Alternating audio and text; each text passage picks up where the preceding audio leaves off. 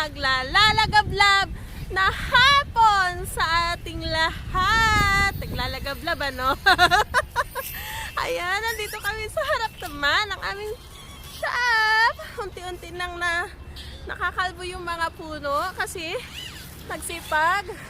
Naglaga na yung mga leaves, yung mga dahon. O, diba? Yung aking anak. Hi, baby. How are you? Yeah. Nagsuot kami nito para hindi asin talagang lamig. Malamig ang hangin kahit ayan araw.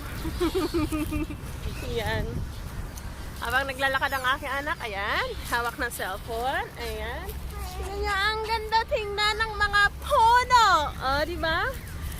Nung isang araw, may dahon pa tong mga ano, pero ngayon, kalbo na. Ha? Ah, your sister, anak, oh. Say hi to your sister. We're here. We're here.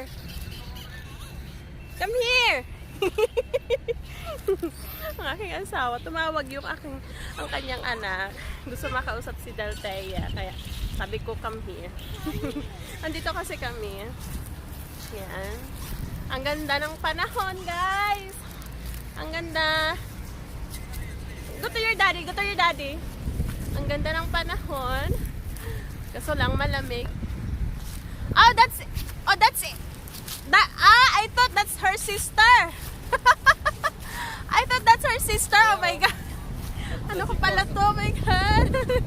Oh my God, sobra as in. Ano ko pala to? Ayan. Hi. Good morning.